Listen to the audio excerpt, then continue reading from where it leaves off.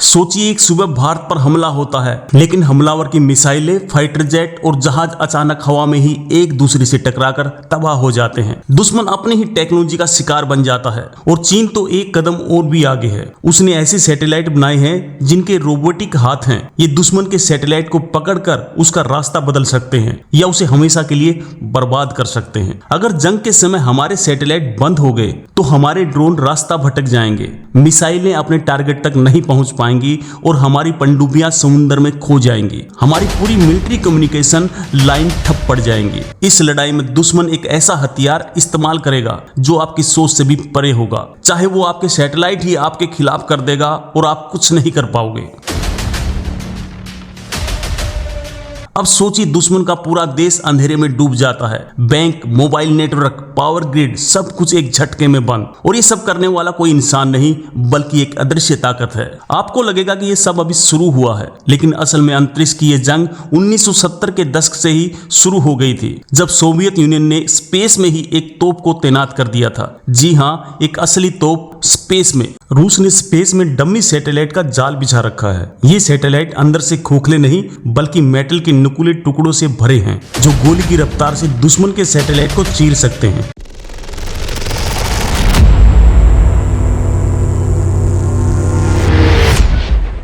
क्या ये किसी साइंस फिक्शन फिल्म की कहानी लगती है? नहीं, ये उस युद्ध की सच्चाई है जो आज हमारे सिर के ऊपर लड़ा जा रहा है और भारत को इसके लिए तैयार रहना होगा।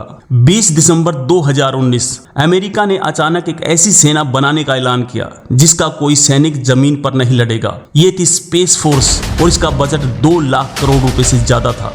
आखिर अमेरिका को अचानक अंतरिक्ष में सेना बनाने की क्या जरूरत पड़ी? अब सवाल उठता है कि भारत कहां है? हमारे पास ISRO और DRDO जैसी बेहतरीन संस्थाएं हैं। हमने 2019 में मिशन शक्ति से अपना एंटी सैटेलाइट मिसाइल टेस्ट करके दुनिया को अपनी ताकत दिखाई, लेकिन क्या ये काफी है? आप सोच रहे होंगे कि इसके लिए तो अंतर्राष्ट्रीय कानून होंगे। 1967 में एक आउटर स्पेस ट्रीटी बनी थी जिसमें कहा गया था कि स्पेस में परमाणु हथियार नहीं रखे जाएंगे, लेकिन इसमें एक बहुत बड़ा झोल है। भारत को अब डिफेंसिव सोच से बाहर निकलकर ऑफेंसिव तैयारी करनी होगी। हमें एक ऐसी सेना की जरूरत है जो सिर्फ हमारे जमीनी बॉर्डर नहीं बल्कि हमारे स्पेस बॉर्डर की भी रक्षा करे, और इसका एकमात्र साधन है इंडियन स्पेस फोर्स। तो दोस्तों, ये बस एक शुरुआत थी। आज चीन और रूस ने अंतरिक्ष में ऐसे हथियार तैनात कर दिए हैं जो बिना किसी धमाके के किसी भी देश के सैटेलाइट को कचरे के ढेर में बदल सकते हैं। और ये कैसे होता है ये जानकर आपके होश उड़ जाएंगे। लेकिन सैटेलाइट पर हमला मतलब सिर्फ सिग्नल जाना नहीं होता।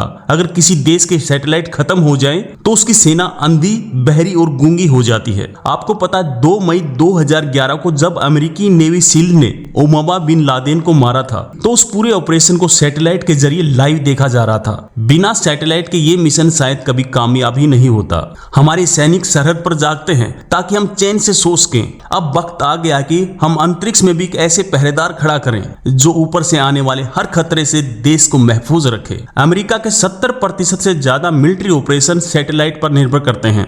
आज स्पेस में अमेरिका के 8000 से ज्यादा सैटेलाइट हैं। स्टारलिंक को भी इसमें मिला लिया जाए तो, जबकि चीन के 700 और रूस के 200 के करीब है। इस रेस में हमें तेजी से आगे बढ़ना होगा। यही वजह है दोस्तों, जब 1979 में मून ट्रीटी आई जिसमें चांद पर मिलिट्री बेस बनाने से रोका गया, तो अमेरिका, चीन और रूस तीनों ने ही उस पर साइन करने से मना कर दिया। वो जानते थे कि भविष्य की जंग अंतरिक्ष से ही कंट्रोल होगी। इस ट्रीटी में लेजर, जैमर, रोबोटिक आर्म्स या हाईटेक हथियारों जैसी पारंपरिक हथियारों पर कोई रोक नहीं है। मतलब कोई भी देश ये हथियार स्पेस में तैनात कर सकता है और ये गैर कानूनी भी नहीं है। ये लड़ाई भविष्य की नहीं बल्कि आज की है। एक स्पेस फोर्स बनाना सिर्फ एक मिलिट्री अपग्रेड नहीं बल्कि भारत के आत्मनिर्भर और सुरक्षित भविष्य की गारंटी होगी। आज चीन के पास अपना ग्लोबल GPS BIDU है। हमारा नेवी IC बहुत अच्छा है, लेकिन वो अभी सिर्फ भारत और आसपास के 1500 किलोमीटर के एरिया को ही कवर करता है। हमें इसको ग्लोबल बनाना होगा। अमेरिका के पास एक सीक्रेट स्पेस प्लेन है X-37 बी, ये बिना किसी इंसान के 900 दिनों तक अंतरिक्ष में रहता है और फिर वापस आ जाता है। वो ऊपर क्या कर रहा है, कौन सी टेक्नोलॉजी टेस्ट कर रहा है, ये आज तक एक राज बना हुआ है। सरकार ने स्मार्टफोन में नेवीआईसी को अनिवार्य की बात कही, ये एक बहुत अच्छा कदम है, लेकिन हमें अपने नागरिकों के लिए नहीं बल्कि अपनी सेना के लिए एक स्पेस कमांड की जरूरत है जो 24 घंटे अंतरिक्ष में भारत के हितों की रक्षा करे। मजे की बात तो यह है कि 2016 में अमेरिका के सिर्फ एक जीपीएस सैटेलाइट की घड़ी 13 माइक्रोसेकंड गलत हो गई थी और पूरे नॉर्थ अमेरिका के मोबाइल टावर और एटीएम बंद पड़ गए थे। सोचिए अगर सारे सैटेलाइट बंद हो गए तो क्या होगा। इस बारे में आपकी क्या राय है, हमें कमेंट में जरूर बताएं। अगर वीडियो पसंद आया तो लाइक और शेयर जरूर करें। जय हिंद, जय भारत, बहुत बहुत धन्यवाद।